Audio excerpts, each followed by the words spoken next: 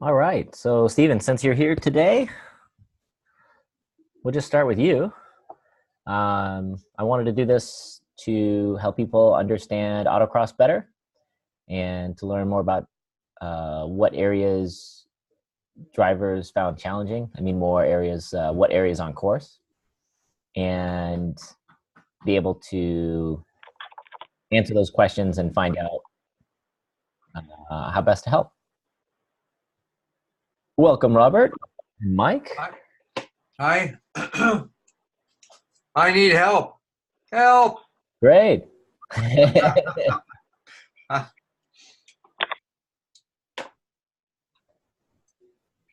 All right, let me go find the question since we have 4 out of 5 people here.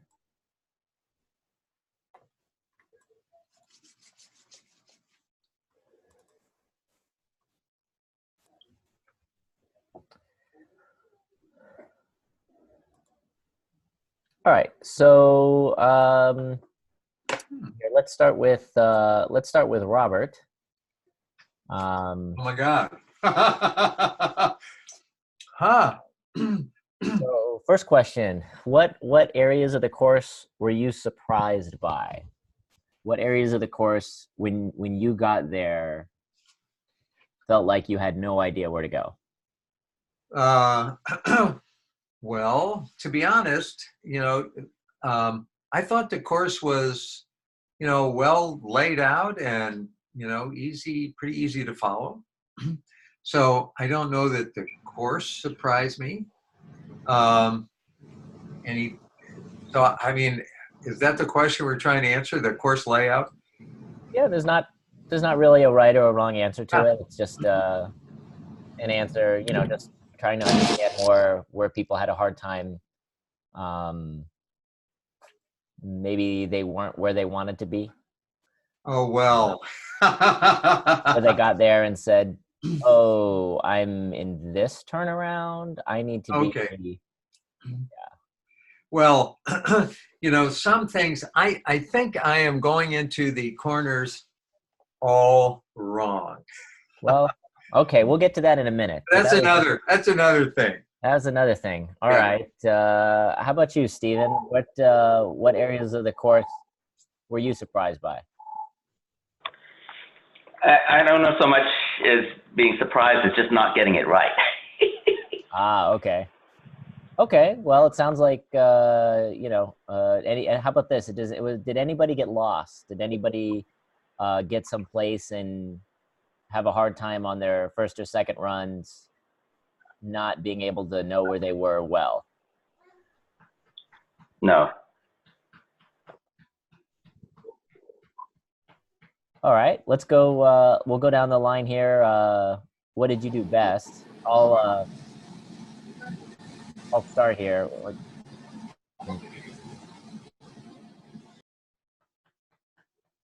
Yeah, so Feng Zhu, you're in an area that's pretty loud. So I'm gonna unmute you again, but if you just want to mute your phone or your audio when you're not talking, then it'll keep it from going over everybody here.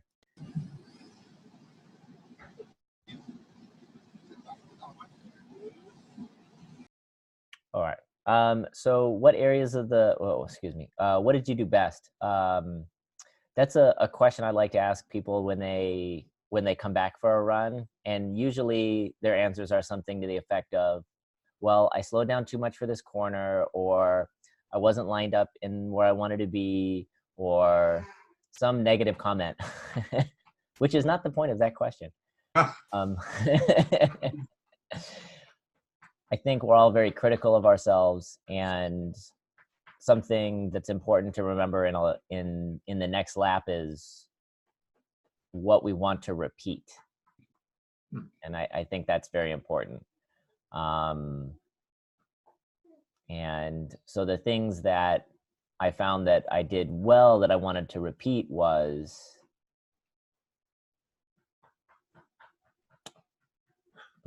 that's a tough one even for me. I maintained moderation over the bumps. There was a bump at the top of the hill before entering the left that went down the hill, and moderating down the hill. and not knowing that they were bumps, and knowing that the car can only do so much over the bump. How about you, Robert? What did you do best? I started. Yep. So, in reflecting on those, Anthony, I think, I have, well, I guess one thing I did, I could read the course pretty well. I mean, like something on course, like one of your runs. On course. Well, I think I was on the slaloms. I think I was turning in at the right point. Okay, good. How about you, Stephen? Well, for me, I was trying to get the downhill, because of the high speeds, to be on time, and I was making adjustments. I felt that I did that reasonably well. The places, obviously, that I want to work on, much more so than this one. I was reasonably happy, but I know there's still room for improvement. So you did the downhill on your second or your third run, and you went, yep, I want to do that again, and then fix something somewhere else. I don't know if I ever say that, but well, this could be something like, okay, I didn't DNF, so I want to drive the course as it's laid out again, or I entered that slalom really well is a really good one. There are some times where I will drive and I will think, wow, I did that well, and I want to repeat it. So it's just something to repeat. But I can understand always wanting more. Certainly, certainly there's that. So, and then Mike.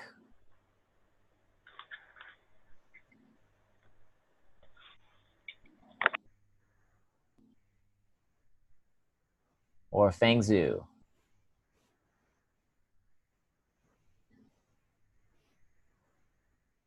I'm gonna have to unmute my Fangzhou. I think he's muted. Yeah, he's muted himself. That's okay. They're just probably listening along. So so in what we're going to change for our fifth runs, let me go ahead and bring up the course, and we can take a look at the course here. All right. So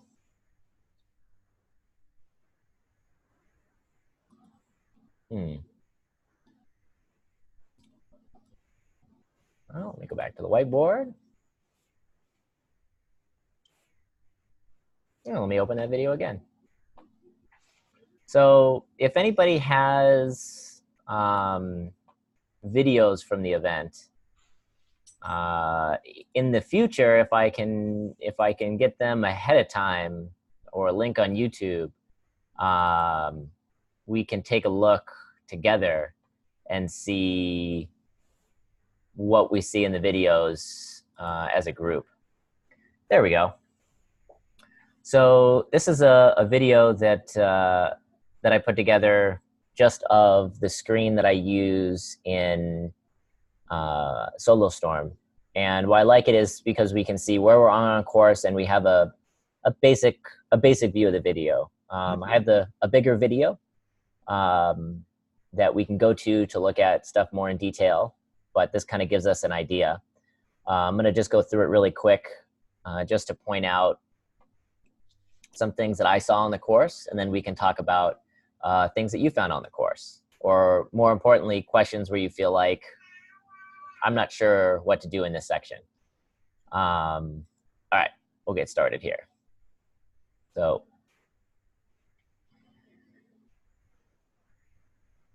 this first section right here, this is the first left, or really the first U-turn. Let me pick up my little spotlight here. There we go. So Mike Samani posted a question on the thread, and he said, I really didn't know what to do there. And there were really only two ways to do this corner. Luckily for me, Eric did it the other way. He is the green line, and he just basically just goes straight into it and didn't set up. And I set up and rolled more speed into it. So he had more entry speed because he was going straight, broke really hard, and I rolled a higher average speed down into the corner. On my third run, I pretty much matched him. He took 14 less feet in distance. So I will say in this corner, it's probably less risky to drive it the way Eric did, which is just drive straight to it, brake, and make a slow corner around it. It's 30-mile-an-hour corner, 34. It's not slow, not quick. Kind of in the middle. Coming around the left, we go into the little slalom. I think pretty straightforward. And then we have this big right-hand corner. There were a few different ways to drive it. I drove it tight, but I was in a car that had a lot of grip. It was very challenging to get right. And it was most important to stay on the gas through this section. Eric was a little bit wider. I did it extra tight. It was within about a 10th and a half. It's pretty close, one way or the other. Mostly about staying on the power through here. Here we line up for up the hill. Now this corner, a lot of people blew past, including me. If I show you the big video, I'm 2 feet off the pointer cone right here. This pointer cone, I'm, yeah, it was a really hard corner to get right. Eric took in a little bit more speed, as you can see on the speed trace. He's green there. He really broke late, and I think a lot of people did this. And he was able to get the car slowed down at a much greater rate than I was, but he took him longer to get on the power. You can see the little dip on the bottom here is farther to the right, which would be farther in distance than mine, and I was able to get on the power much sooner going up the hill. This was a really key corner. Okay, coming up the hill. This was a fun section, and right here was a giant bump. Yeah, Sheldon in the cart was in the air. The Barry Evo was bumping around. This next corner, Eric definitely did better than me. He just came in, he kind of just put the car in the corner rather quickly, and you can see on the green line, he turned in a little bit earlier. He carried, I mean, at this point it's 3.5, so probably 6 more miles an hour of speed.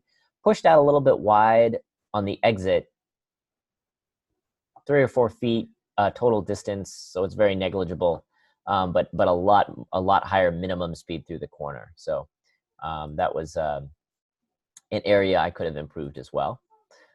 Coming through the top, there it is, way off the cone. So coming down the hill, this section here, whew, we drove fairly similarly. I'll show you on the big video some areas that people needed to set up. Right here, for instance, coming down the backside. This is the area where, also I'll show you on the big video, people kind of driving straight towards these wallums instead of staying a little bit to the right to turn left. Even I didn't do as good a job as Eric here, and he had a few miles an hour. Unfortunately, he didn't get the car slowed down fast enough. You can see this next section, I just ran a really tight line, and you know, it worked out. It saved me about 2/10 to run this tighter line through here. So I didn't look at the distance. I just know tighter is faster. It's a turnaround. I just want to stay tight. So very common. People were way out on the left here, and they're doing that to get set up to turn, but it's not worth the distance, because after this isn't enough of a straight to make up for it, especially for most cars. So really distance, distance, distance. And then if we're pinched on the exit, we can change. So coming through here, I was flat, but it's a C-mod. Coming up the hill, another bump, another challenging section. So here also I saw a lot of people push wide. Both of us were relatively tight. All right, this section, boy, did this get a lot of people. So we can see this area right here, and I'm gonna highlight it green. These two cones right there, those are the cones that people needed to backside. What happens is people drove straight for this little cone out in the future, and they drove right past the cones on the side. And because of that, they weren't able to carry a lot of speed through that section. So they weren't able to get enough left to make this smooth. So this felt really painful to people. They would come in here and they would basically have to stop. Even with the Hoosiers that we're looking at, I don't know, about 40 miles an hour was the slow speed. So maybe 38 on street tires, 37. Not super slow. Through the slalom, fun. Looking left. This was pretty straightforward until we get to the finish. And I did not see a lot of people getting out to the right here. And this is another one that if you didn't set up for it, that basically had to park it and right before the finish. So getting in there and through the finish. So that's kind of an overview of the course and just some quick thoughts on it. I'm going to bring up the other video, and then I'll take some questions and we can go over those.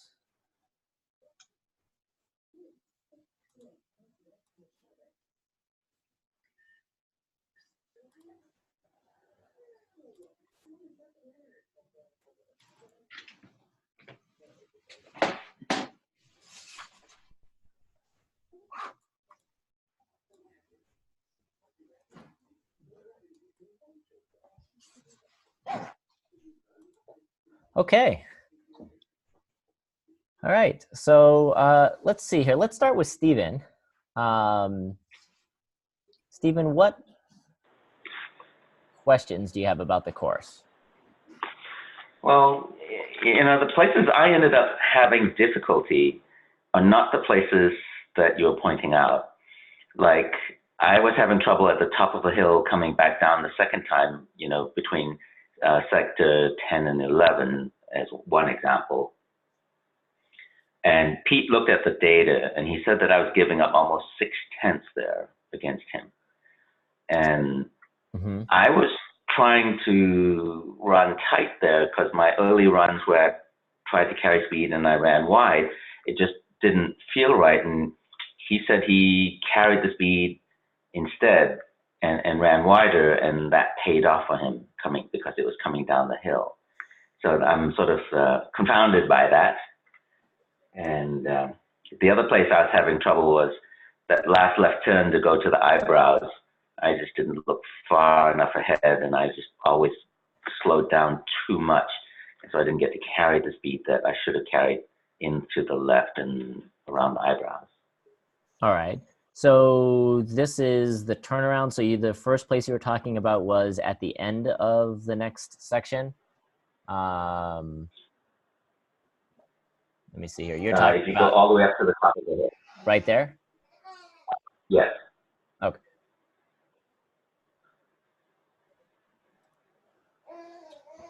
So as you're basically coming around this one here. Yep. So there's a bump. You can tell because of my steering here. This this is not good. And there are a lot of bumps on a lot of entries that compromised people's cornering. So here, for example, I got enough to the right to where I could turn in. Now I ran wide here too, so I wasn't really on that cone. This is also really important why I like to have video where I can see the tire and the left-hand side of the car. That's just my future co-driver if you hear in the background. So Steven, not having seen your video, are you further to the right? And I haven't seen it either.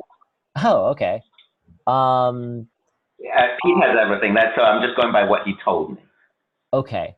So I think there were definitely,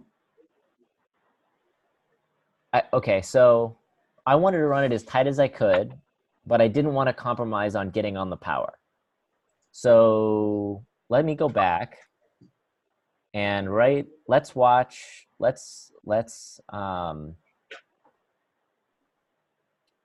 speedometer here.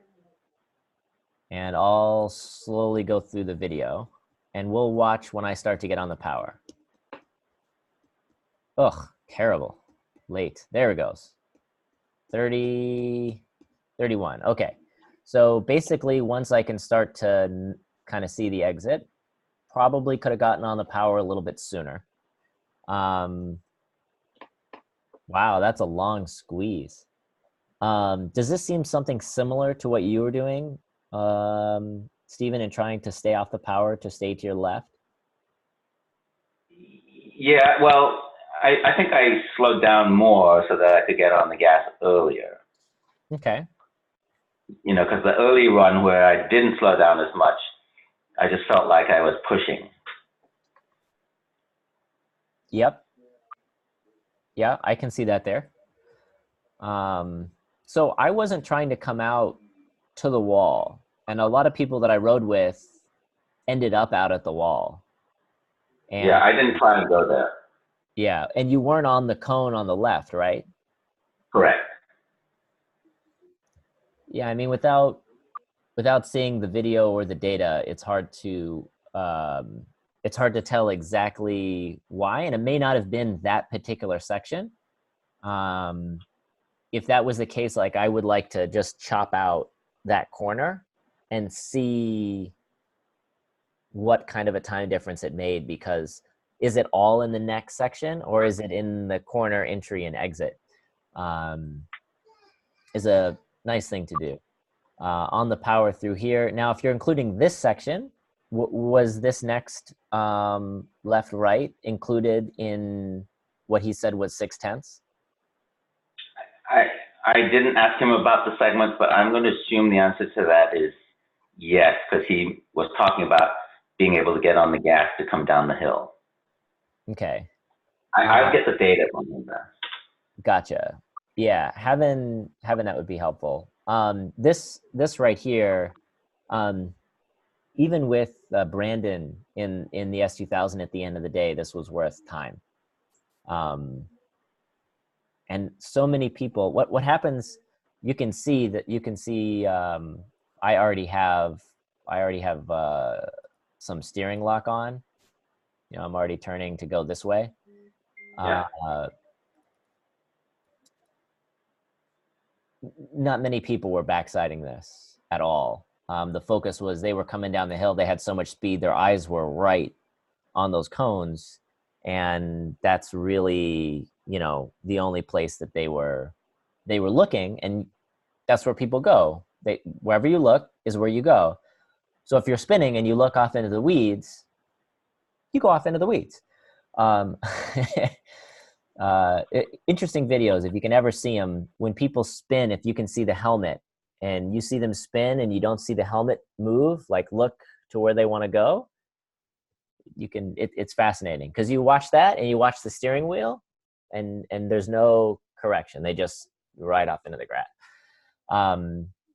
So backsighting this coming down the hill could be maybe a tenth or two, but it could be, you could get 6/10 just in this one section. So he was being close on that and getting enough of a backside. And when you take a look at your video, when you get the video, you can look at this line in your video And you can see in the video, in where were you in relation to that line? My tire is almost to the line. If you're looking at the center of the car, obviously that line would still be to the left. But that's a great way to see where are you in your video. And if you don't take video, I recommend video. Yeah. Okay. But what this allowed me to do is we're just going to go forward here. Basically, let's watch the speedometer, 47, 46, 45, 44. So taking it down to the apex, right on that cone. 40, I think, was my min speed. So right there. And basically now I'm on the power. And I wanted to get left enough that I could turn right before I got to this cone.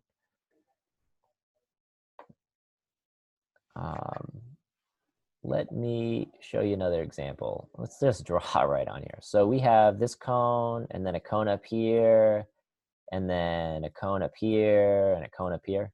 Not exactly in line, but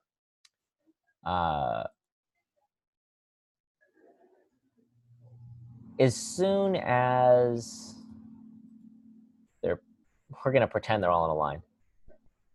Let's use these three at least. As soon as my body passes through that red line in the car, that's the moment I'm looking to turn back. So if you can imagine where the cone is behind us, this is that moment I'm passing through the cones. And it starts all the way back here. And then I think at this point now I'm just adding, oh boy, I'm gonna take us back. At this point I'm just adding speed. So here we go. That's the cone on the right. We go across that red line, that imaginary plane between the cones, enough to turn back to the left. And if you weren't able to turn left before the cone, if you look in your video, if you don't see, something starting to happen, definitely a good indication that it wasn't set up enough. Then we go up onto the straight, and I probably could have gotten a little bit more right for the slalom. So that's that area. And the other side you said was the finish, the wallums before the finish? The left turn going into the eyebrows, yeah, the wallums. Yeah, this was another tricky one. This is when I think people focused on staying tight on the exit. And another way to say that is focus on going slow at the exit of a corner. So I think there was no choice. We are all getting thrown into this corner. Maybe you could have been closer to the cones on the right, but yeah, right. We're all in the same position, right? Trying to slow down, gonna have to make a left. Looking left, picking up this cone on our left here. People were focused on that, and I was trying to look at the wallums, which we can't quite see yet. Let's go forward a little bit more till we can get the wallum in the picture. So rolling through the corner here. So now I'm thinking about these guys. I'm looking at these guys. I'm looking at how can I get to the backside of these, because we have another set past it that I also need to backside. And that starts at the beginning. And I think people either drove straight to this cone or gave up speed to be tight on that cone. And I'm tight on the entry, I'm tight on the middle, on the exit, especially because I need to be on the right to backside that cone. I came out to the right here. So a little oversteer, I'm on the power. I'm feet away from the cone on the left, looking to be all the way out to the right. And now the car is rotating and I'm able to backside for them. So if you had a hard time placing your car there, it's probably an indication that you're not looking far enough ahead at that moment. And how I usually fix that is I usually yell at myself. So when I get to the end of the slalom, I'll say eyebrow or yell eyebrow. And that's usually enough to remind me to look left. Does that sound plausible, Stephen? Yeah, my biggest problem was that I wasn't looking around the turn, and then I'd brake too hard because I wasn't looking around the turn. And I just gave up too much speed before I even got in to worry about staying tight on the cone you're talking about. You know, I can position the car here, but I had already given up too much speed going into the turn. Yeah, so vision. Yeah, this was a hard course to keep looking ahead far enough. Did you run all your laps? Did you find it was hard to not overbrake for that corner on all of your laps? I did. I got better, but I just never got it right. Right. So, yeah. Those are one of the areas that would be something I would consider in terms of areas that surprised me. I should come up with a better way of asking that question, because maybe it didn't surprise you, but maybe it was an area you knew about that you couldn't fix no matter what you did. Yes. Yeah. Well, cool. Well, I'll be interested in seeing the video and the data. Yeah, I'll get it from Pete. Cool. All right. How about you, Robert? Where's a couple places that you had a hard time with? Or was it everywhere? Well, yeah. So like coming in like seventh from the bottom, it's everywhere. So I think one of the things that I'm not doing is I don't think I'm unwinding, the steering wheel fast enough, after I come out of a turn. And, I'm just, as when I was standing out there in course, watching people go through through the corners, I just think I'm giving up a lot of time on every single corner. So I am waitlisted for the the class in November. And if if they add an instructor and I get in, I think that'll be, useful. But this is kind of helpful looking at this. I'm just reflecting back on the way that I'm driving. I'm sure it's I mean, the whole course is all about turns, and I think I'm messing them all up, and giving time away there. So it's just a matter of, I think technique, and so getting some pointers and stuff. Okay. Are you taking any video?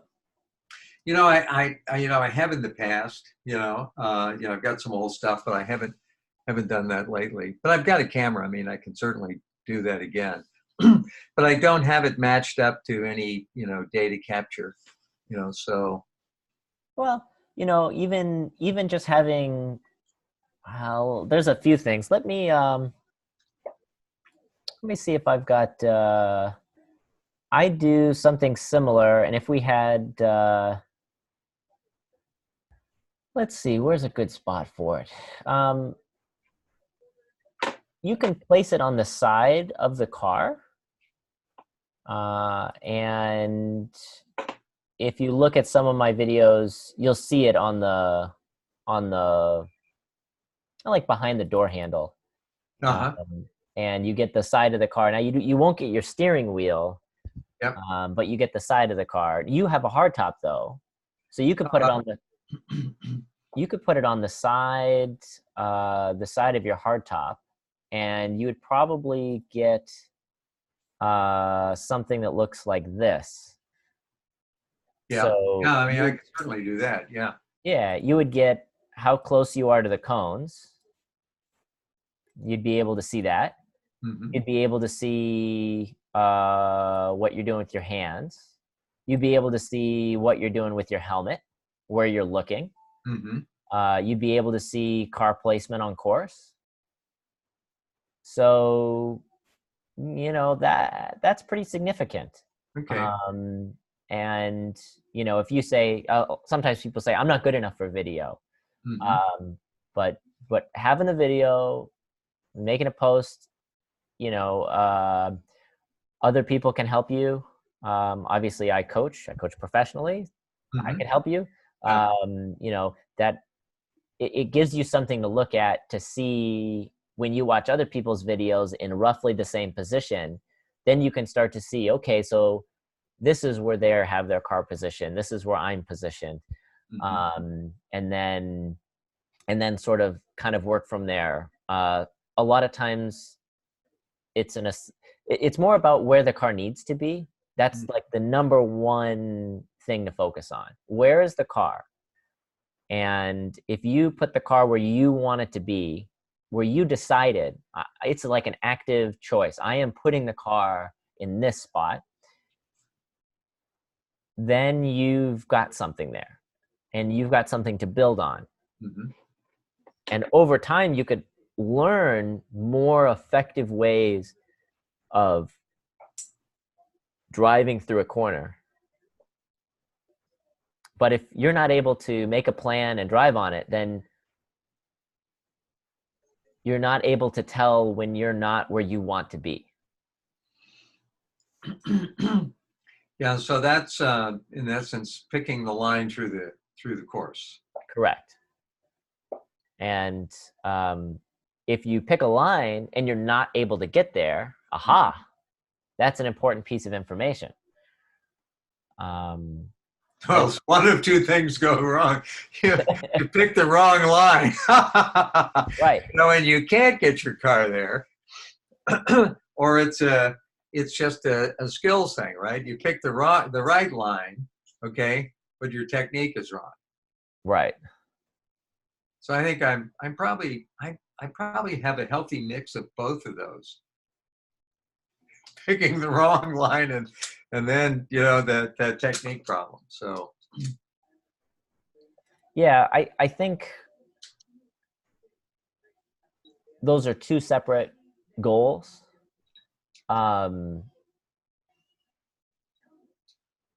Being able to put the car in the right spot, I think, is a more important goal, because then you'll be able to tell, are you where you want to be? Are you not where you want to be? mm-hmm. And then if you can't get someplace, I think people know, like, generally what they need to do is slow down or maybe set up differently. Maybe they're not able to achieve that. You know, that would be an opportunity to see where it could be. And then with that, like, the unwinds can be you're going into the corner too quickly, for instance, Mm-hmm. and not being able to unwind, or you're just not unwinding. What I like to do is practice every day something. So if I was driving onto the freeway, I would try to unwind the steering wheel a little bit at a time until I got to the box dots, the little reflectors on the left, and I could feel dunk, dunk, dunk, dunk, dunk, maybe in the middle lane if I'm on the right lane. So you can practice unwinding every day. I'll give you another example. When you turn left on a left-hand turn where there's a median, it's like four roads, Mm-hmm. 4 lanes. If you're not unwinding by the time you got to the median, you need to take a different arc through the corner. Mm-hmm. So those are 2 ways just to do that. Sure. Anyway, we've reached our time limit here. So I want to say thank you. And I'm going to try to keep doing this so that way people can kind of throw their ideas about the course. Mm-hmm. And I'll take this recording, I'll put it up line, and I'll make it available to everyone who registered for the event. And thank you very much. Oh, yeah. Anthony, thank you. It was great. Thanks very much. All right. You're welcome. Have a good night, everybody. Right. Bye-bye. You too. Thank you.